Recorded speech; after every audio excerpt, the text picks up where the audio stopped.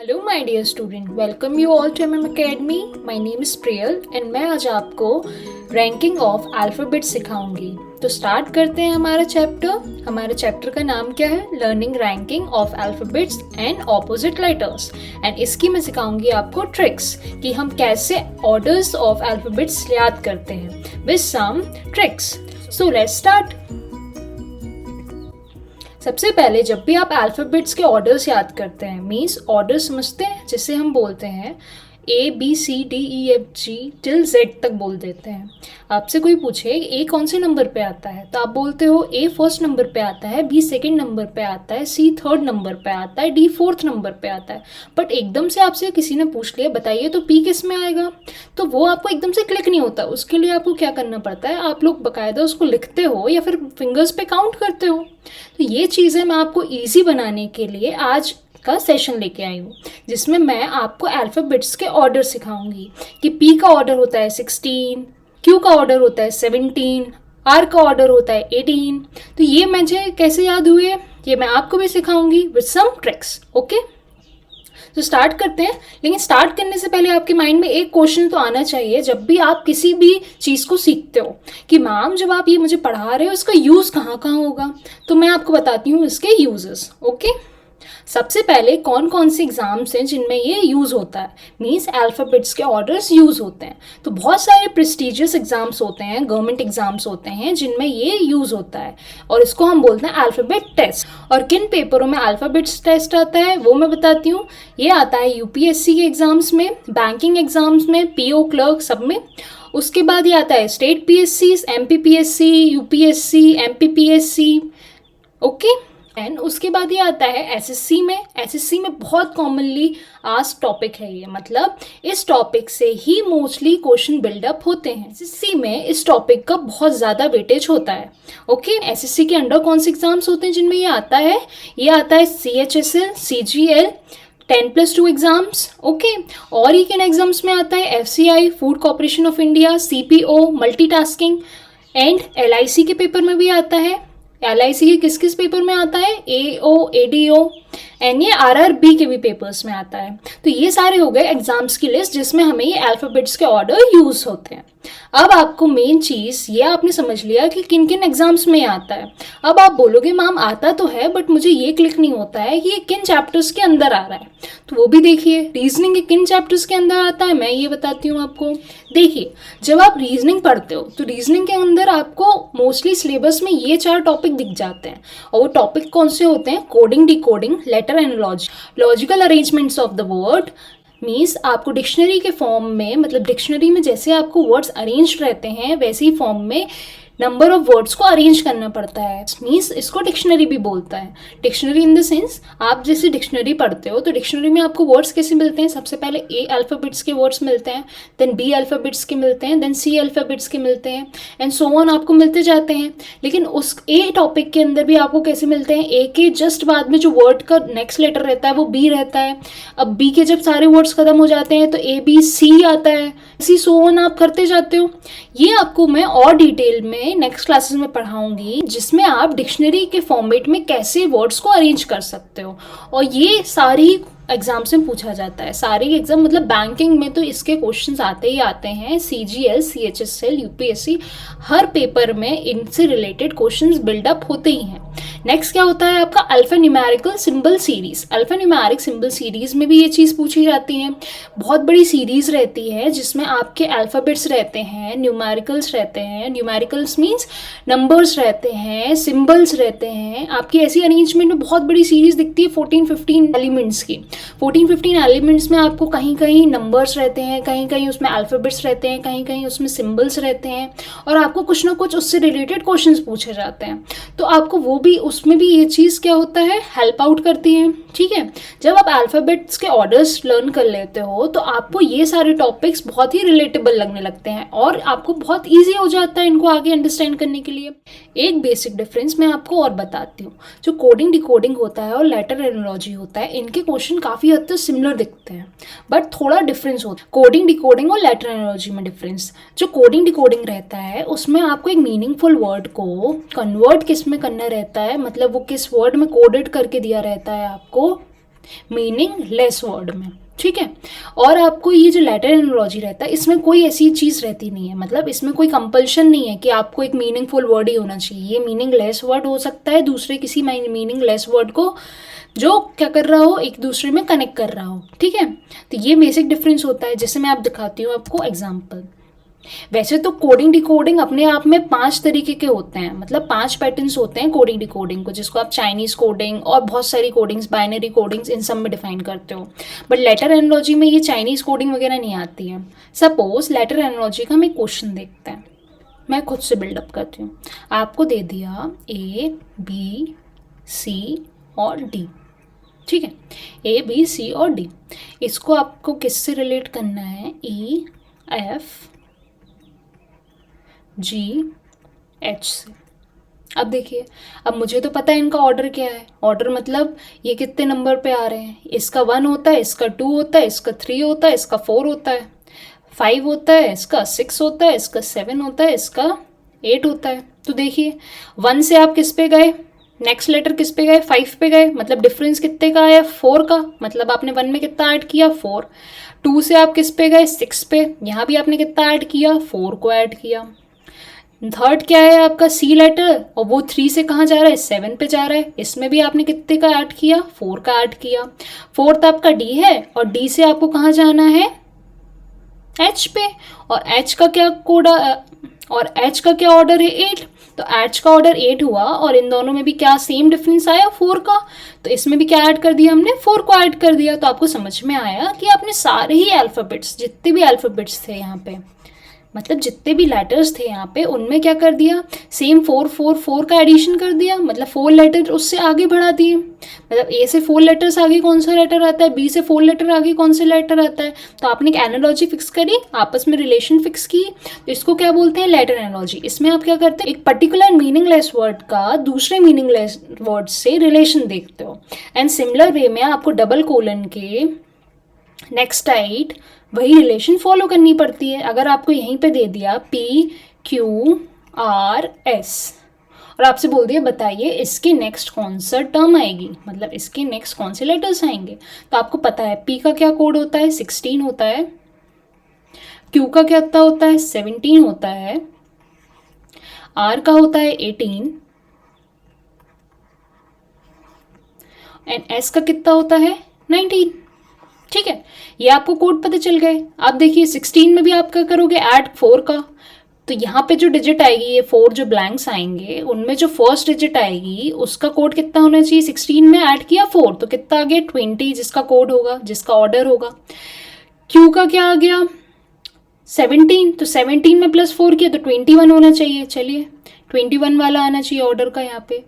Are का क्या आ गया, 18, 18 में क्या किया ऐड आपने 4 तो क्या आ गया, 22। एस 19 था, 19 में ऐड किया 4 तो क्या आ गया, 23। अब आपको ये ऑर्डर्स तो याद है टिप पे, मैं जैसे सोच रही हूँ, नहीं है याद तो मैं सिखाऊंगी। अब कोडिंग डिकोडिंग में क्या होता है, आपको मेनली मीनिंगफुल वर्ड को किस में कन्वर्ट करना पड़ता है, किस में कोड करना पड़ता है, मीनिंगलेस वर्ड में। जैसे आप क्या लोगे, स्टडी, STUDY, ये एक मीनिंगफुल वर्ड है, पढ़ना, स्टडिंग। इसको आप कैसे कोड करोगे, इसको आप कोड कैसे कर सकते हो, RSTCX में। बोलोगे मैम ये आपने अपने मन से दे दिया, नहीं मैंने कोड किया इस पर। देखिए कैसे कोड किया, तो आपने स्टडी को कोड कैसे किया, मतलब मीनिंगफुल वर्ड स्टडी था, उसको कोड कैसे किया, RSTCX से। मतलब ये RSTCX तो कोई वर्ड नहीं बनता है, तो मतलब ये मीनिंगलेस वर्ड हो गया। मतलब आपने क्या किया कोडिंग डिकोडिंग में, एक मीनिंगफुल वर्ड को किसमें कन्वर्ट किया, एक मीनिंगलेस वर्ड में, जिससे क्या हुआ, एक कोड जनरेट हो गया। कोड क्यों जनरेट हो गया, क्योंकि हम हिडन फॉर्म में देखते हैं तो हम कोडिंग डिकोडिंग देखते हैं। तो आपने क्या किया, तो आपने कोडिंग डिकोडिंग में क्या किया, आपने एक मीनिंगफुल वर्ड को एक मीनिंगलेस वर्ड में कन्वर्ट कर दिया। ठीक है, अब आप बोलेंगे मैम आपने रिलेट कैसे कर दिया, आपने अपने मन से लिख दिया क्या कुछ भी, नहीं मैंने इसको कनेक्ट किया है। देखिए कैसे कोड किया है, देखिए एस का कोड क्या होता है, एस का कोड होता है 19, मतलब ऑर्डर क्या होता है, एस का ऑर्डर होता है 19। T का होता है 20, U का होता है 21, D का होता है 4, यहाँ लिखती हूँ 4, D का 4, एंड Y का क्या होता है 25। अब यहाँ ऑर्डर देखिए आप, R का ऑर्डर होता है 18, S का ऑर्डर होता है 19, T का ऑर्डर होता है 20, C का ऑर्डर होता है 3, X का ऑर्डर होता है 24। ठीक है, तो आपने देखिए क्या कनेक्शन बनाया। देखिए आप 19 से गए 18 पे, ठीक है, फर्स्ट लेटर में, S से गए आप R पे, तो मतलब आपने 19 से एक लेटर कम किया तो क्या हो गया 18। अब आपका था नेक्स्ट लेटर T जो था 20, इस 20 से आपने एक कम किया तो आपको क्या मिला S, जिसका कोड कितना है 19। मतलब S का अगर होता है 19 तो आप नेक्स्ट लेटर क्या था हमारा 18, मतलब S में किसका करा था आपने सब्ट्रैक्शन, -1 का। T में क्या सब्ट्रैक्ट किया था आपने, -1। U में क्या सब्ट्रैक्ट किया था, -1। D में क्या सब्ट्रैक्ट किया था, -1। एंड Y में क्या सब्ट्रैक्ट किया था, -1। ठीक है, तो ये भी सिमिलर ही होता है लेटर एनालॉजी के जैसा, लेकिन इसमें क्या मेन डिफरेंस होता है कि आपको एक मीनिंगफुल वर्ड को कन्वर्ट किस में करना रहता है, मीनिंगलेस वर्ड में। एंड कोडिंग डिकोडिंग के क्वेश्चन फ्रेम कैसे होते हैं, आपको लिखा रहता है कि if study is coded as RSTCX then how will book is coded, मतलब कैसे बुक कोड होगी।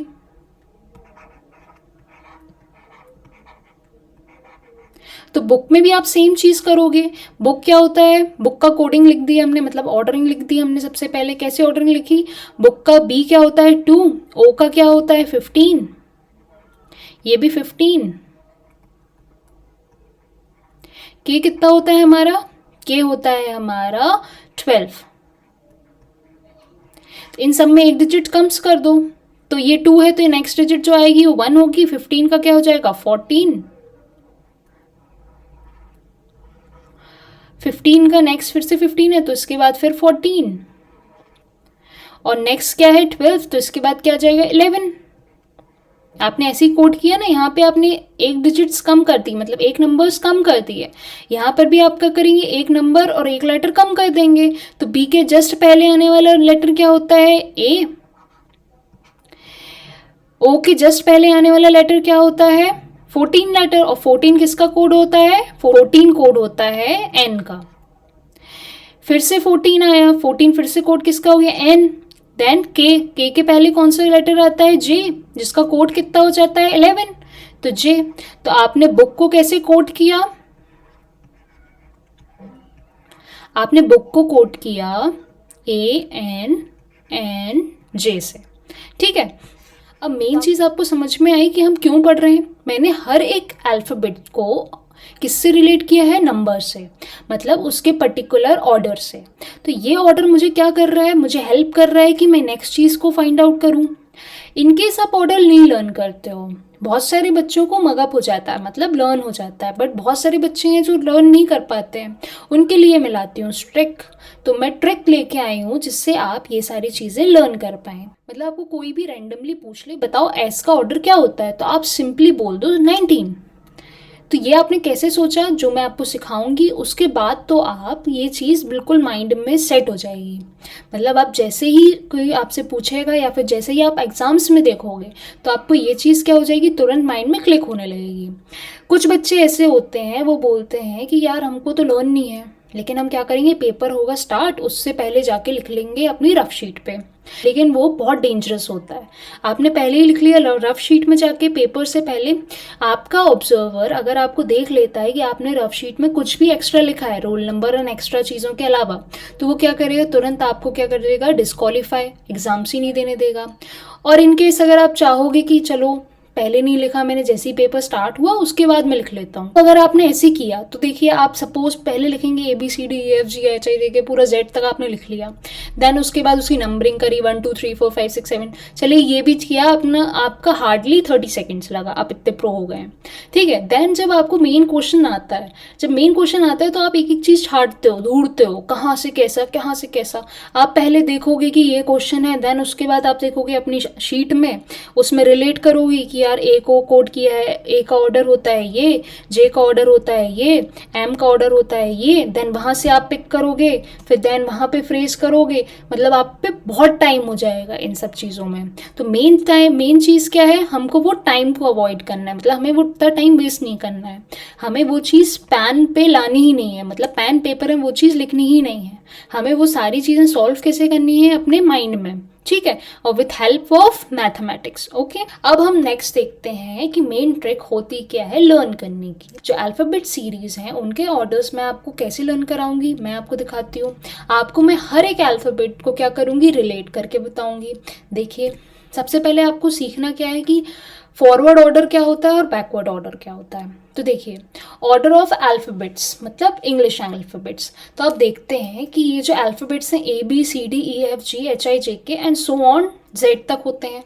तो आपको सबसे पहले पता होना चाहिए टोटल अल्फ़ाबेट्स कितने होते हैं। तो टोटल होते हैं 26, जिसमें अगर आप फॉरवर्ड डायरेक्शन में देखते हो, मतलब आप कैसे मूव करते हो, आप मूव करते हो ए से जेड की तरफ, मतलब ये होता है आपका क्या, फॉरवर्ड डायरेक्शन, ठीक है। तो इसमें क्या देखोगे आप, जब ए से जेड की तरफ मूव करोगे तो ए आपको क्या लोगे आप, ए को लोगे आप 1 और जेड को लोगे आप 26।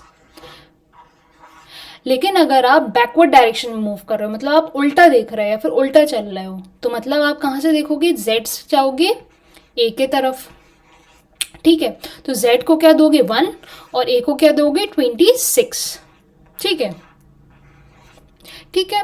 अब क्या करोगे आप, ये तो आपको समझ में आया, तो अब और रीड करके देख लो। जैसे ए को देते हैं हम 1, बी को 2, सी को 3 एंड सो ऑन, हम आगे बढ़ते जाएंगे। लेकिन अगर बैकवर्ड डायरेक्शन रहेगा तो ए को क्या मिलेगा 26, बी को क्या मिलेगा 25, सी को मिलेगा 24, ठीक है।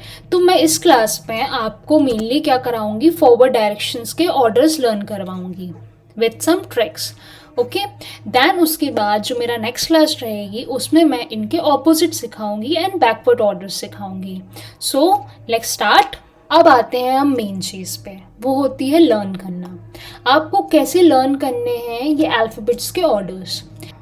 तो आपको हर एक अल्फ़ाबेट को कैसे ना कैसे नंबर से रिलेट करना पड़ेगा, और नंबर से जब आप रिलेट करोगे ना तो आपको एक कहानी टाइप की बनती जाएगी और आप ये इसको लाइफ लॉन्ग याद रखोगे, ठीक है। जैसे देखो, ए से आप रिलेट कर सकते हो A1, बी से आप रिलेट करते हो बिट्टू, सी से आप रिलेट करते हो C for cat, and cat में होते हैं 3 अल्फ़ाबेट्स, तो ये कितना हो गया 3। डी क्या होता है 4D बिचेस, अभी भी मैच नहीं हुआ तो और देखिए। अब देखिए, आपको मैं सिंपली दिखाती हूँ कि एक तरीके से आप कहानी सुनते जाइए, ए से जेड तक की कहानी। ये कहानी सुनने के बाद आपको मैं गारंटी देती हूँ कि आपको ए से जेड तक के ऑर्डर इसी क्लास में हो जाएंगे पूरे लर्न, ठीक है। लेकिन ये है कि बिल्कुल कॉन्सेंट्रेशन के साथ आपको सुननी है जो मैं बोलती जा रही हूँ। तो देखिए, आप ए को कैसे रिलेट कर सकते हो।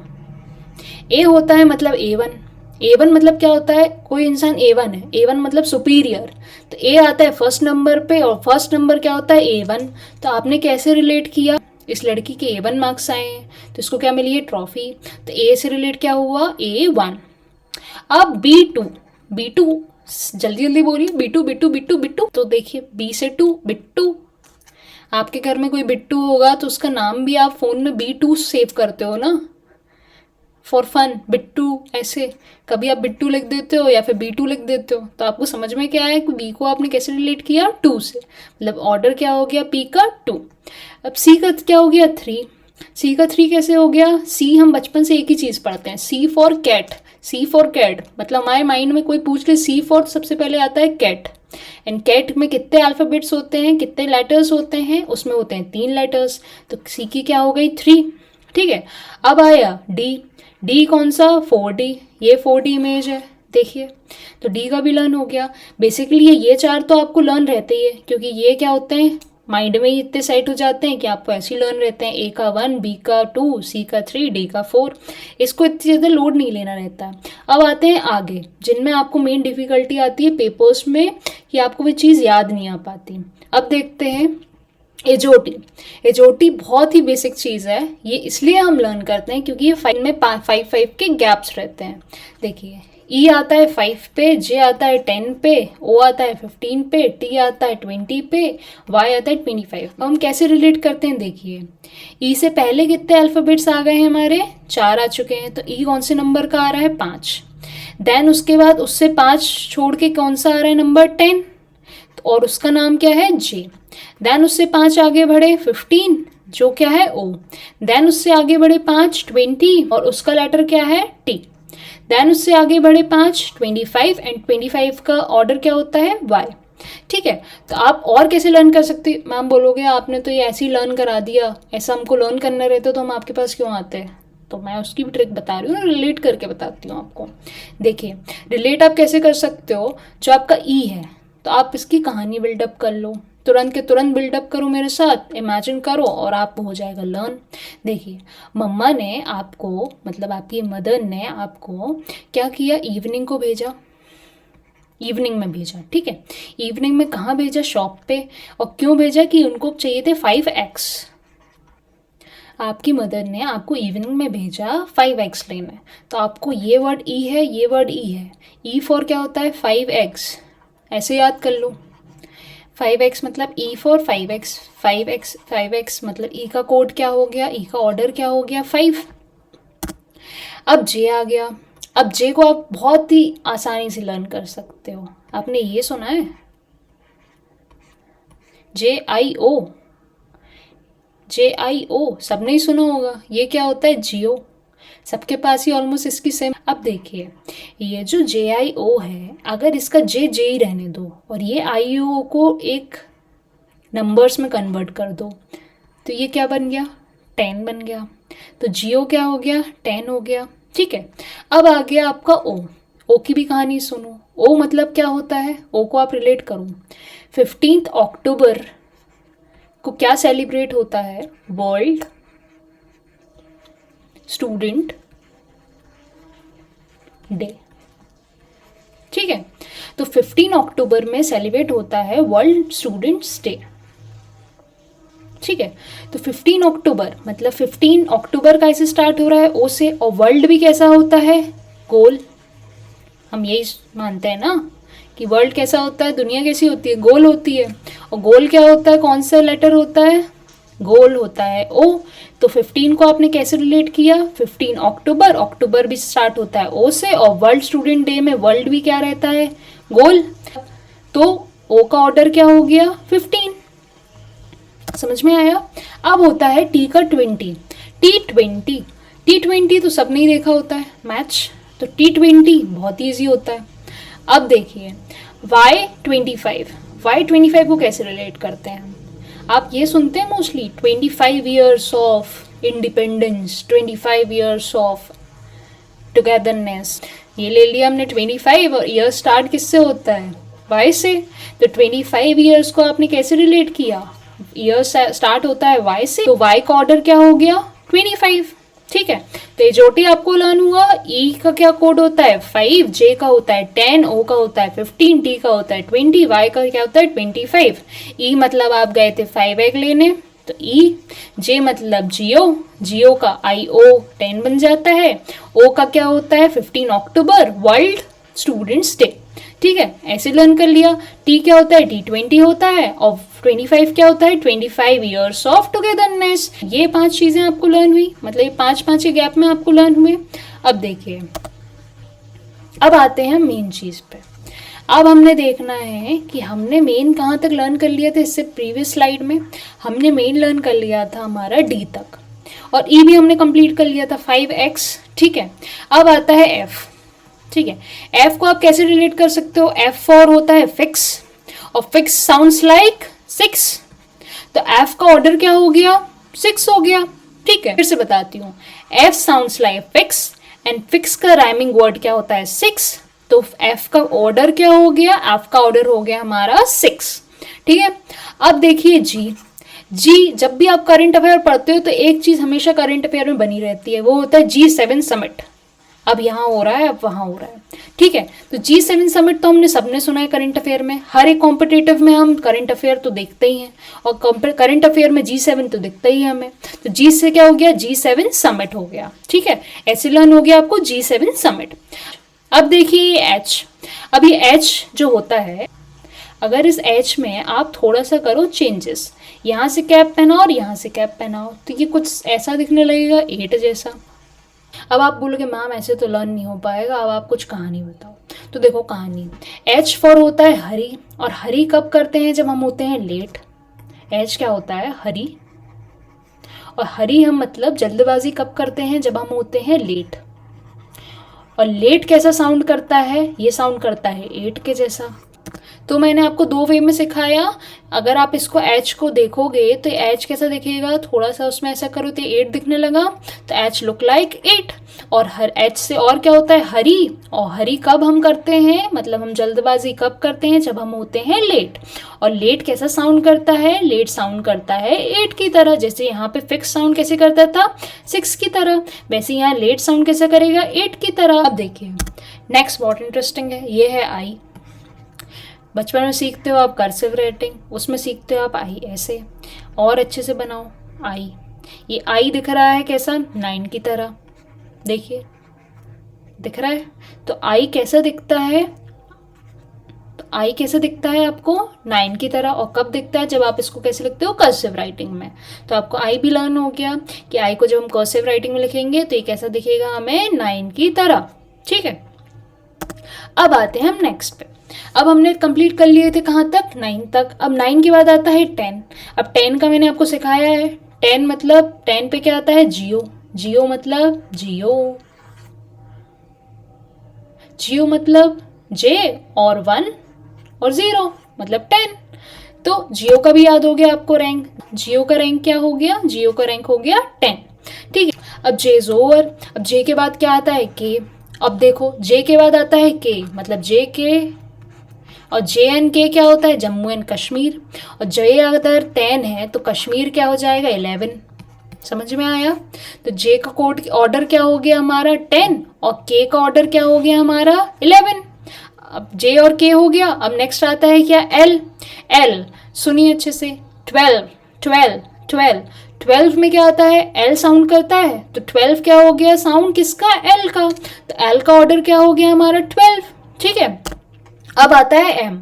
एम मतलब मिडिल मोस्ट लेटर। मिडिल भी स्टार्ट होता है एम से, एंड मिडिल मोस्ट लेटर मतलब अगर हमारे टोटल अल्फाबेट्स कितने हैं, 26, और मिडिल निकालना है तो किसी भी चीज़ का मिडिल निकालना है मतलब उसको हाफ कर दो। तो 26/2 कितना होता है हमारा, 13। ठीक है, तो मिडिल का क्या हो गया, मिडिल से होता है एम, और एम का कोड ऑर्डर क्या होता है, एम का ऑर्डर होता है 13। ठीक है, अब हो गया हमारा एम फिनिश। अब एम के बाद कौन सा लेटर आता है, एन। एंड एन क्या होता है, नवंबर 14। ठीक है, नवंबर 14। और नवंबर 14 में क्या सेलिब्रेट होता है हमारा, children day. Means N for November, and November 14 में सेलिब्रेट क्या होता है, चिल्ड्रंस डे। तो एन की कोडिंग भी समझ में आ गई आपको। एन तो एन का भी ऑर्डर आपको समझ में आया, एन का ऑर्डर क्या होता है आपका, 14। ठीक है, अब आते हैं नेक्स्ट। अब हमने कहाँ तक फिनिश कर लिए थे, 14 तक। अब बचा क्या हमारा, 14 के बाद क्या आता है, 15। अब 15 तो आपने पढ़ा था, 5 के मल्टीपल्स पढ़े थे। 5 के मल्टीपल्स में जो ओ आ रहा था वो था 15। अब आप बोलोगे मैम ओ को भी रिलेट करो, तो ओ को हमने कैसे रिलेट किया था, 15 अक्टूबर से। और 15 अक्टूबर में क्या सेलिब्रेट होता था हमारा, वर्ल्ड स्टूडेंट्स डे।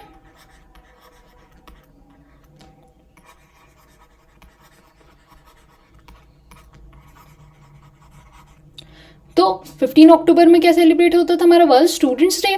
तो अब वर्ल्ड स्टूडेंट्स डे, वर्ल्ड कैसा होता है, सर्कुलर, एंड सर्कुलर मतलब ओ होता है पी। अब पी को आप अपसाइड डाउन देखो, अपसाइड डाउन मतलब पलट के देख लो। ये है हमारा पी, और इसको अगर हमने पलटा तो ये कैसा बनेगा, ऐसा।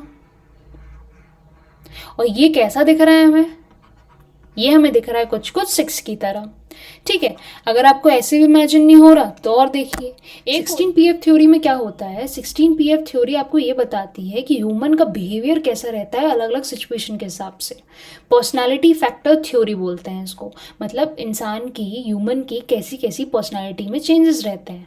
मतलब कभी आप सैड होते हो, कभी आप हैप्पी होते हो, कभी आप टेंशन लेते हो, कभी ऐसे बहुत सारे फैक्टर्स होते हैं। जो फैक्टर्स किस में डिफाइन होते हैं, 16 पर्सनालिटी फैक्टर्स में। और 16 पर्सनालिटी फैक्टर्स को किस क्या बोला जाता है, 16 पर्सनैलिटी फैक्टर्स को बोला जाता है 16 PF थ्योरी। एंड अब ऐसे देख लीजिए, आपने एक तो अपसाइड डाउन देख लिया, P को कैसे रिलेट करा हमने अपसाइड डाउन से, तो 6 बना तो हम इसको 16 बोल देते हैं, या फिर 16 PF थ्योरी होती है, ऐसे में P याद रहेगा आपको। अब देखते हैं नेक्स्ट स्टोरी। नेक्स्ट स्टोरी में आप इन तीनों को रिलेट करके देखते हो। नेक्स्ट स्टोरी में आप क्या देखते हो, जो क्यू है, मतलब क्यू मतलब क्वीन, और क्वीन की शादी कब होती है, queen got married when she was 17, मतलब क्वीन की शादी कब होती है, जब वो 17 की होती हैं। उनकी शादी किससे होती है, राजा जी से, एंड राजा जी उनसे 1 साल क्या होते हैं, बड़े। तो राजा जी की क्या होती है, एज 18 होती है, ठीक है।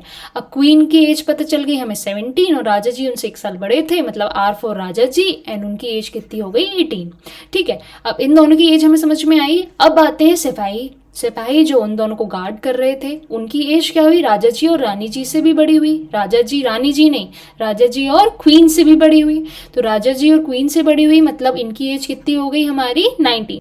समझ में आया। Q for queen and queens की एज कितनी हो गई, 17। R for Raja ji queen से 1 साल बड़े थे, तो उनकी एज हो गई 17 की जगह 18। अब दोनों को गार्ड कौन कर रहा था, सिपाही। तो सिपाही की एज उन दोनों से बड़ी हो गई, मतलब सिपाही की एज कितनी हो गई, 19, ठीक है। S फॉर सिपाही। अब आते हैं नेक्स्ट। अब हमने कंप्लीट कहाँ कर लिया, अब हमने कंप्लीट कहाँ तक कर लिया, 19 तक। अब 19 के बाद आता है 20। अब 20 को सुनते ही से आपको माइंड में क्लिक होना चाहिए T20 मैचेस, ठीक है। तो T का ऑर्डर क्या हो गया हमारा, T का रैंक क्या हो गया हमारा, 20, ठीक है। अब आ गया हमारा T खत्म। अब आता है T के बाद U क्या होता है, U become graduate at the age of 21। India में मोस्टली, इंडिया के बाहर भी आप ग्रेजुएट कब हो जाते हैं, जब आपकी एज हो जाती है 21। तो ऐसे आपको याद हो जाएगा, U मतलब you become graduate at the age of 21। तो U से U रिलेट हुआ 21 से। अब आता है V फॉर विक्ट्री। और जब भी आपकी विक्ट्री होती है तो आप कैसे करते हो, ऐसे करते हो, ठीक है।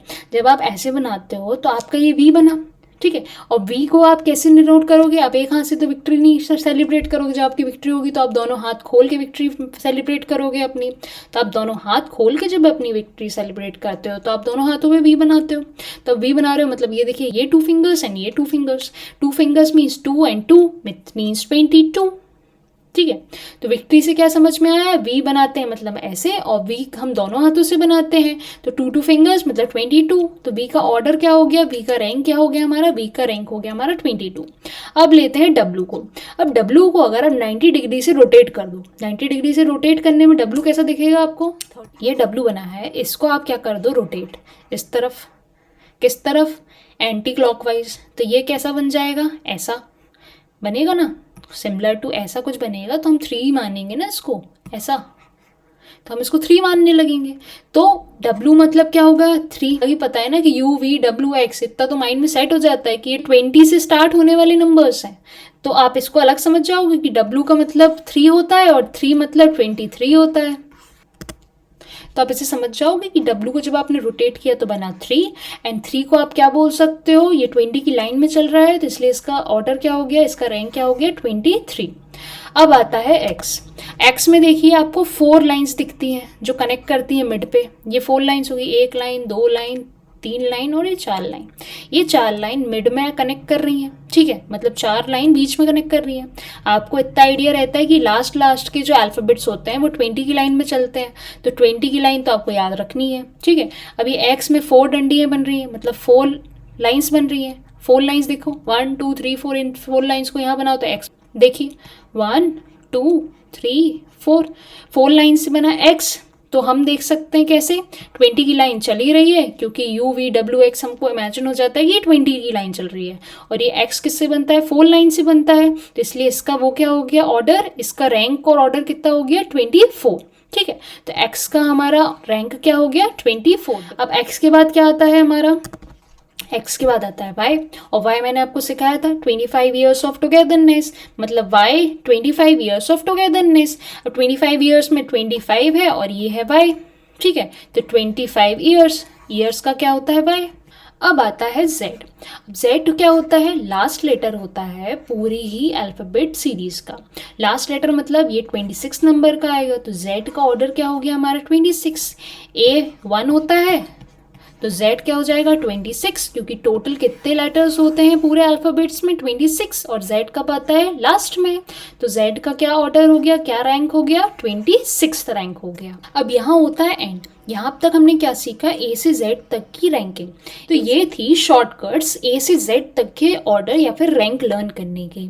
इसमें हमने क्या किया, बेसिकली हमने हर एक लेटर को कनेक्ट किया नंबर्स के साथ विद सम वर्ड्स, मतलब नंबर्स वर्ड्स और सबको एक साथ कनेक्ट करके हमने एक पर्टिकुलर सेंटेंस फ्रेज किया। और जब आप एक बार ये चीज़ समझ जाओगे तो आपको अपने आप पेपर्स में ये चीज़ क्लिक होने लगेगी और आपका टाइम बहुत ज़्यादा बच जाएगा।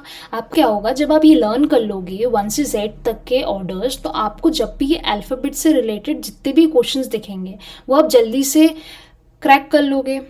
जैसे ही आपने क्रैक किया तो आपका वो टाइम सेव हो गया, तो मतलब आपने ये चीज़ लर्न करके नेक्स्ट क्वेश्चन के लिए टाइम बचा लिया। तो आपको मैंने बेसिकली सिखाया कि आप कैसे चीज़ों को रिलेट करके लर्न कर सकते हो।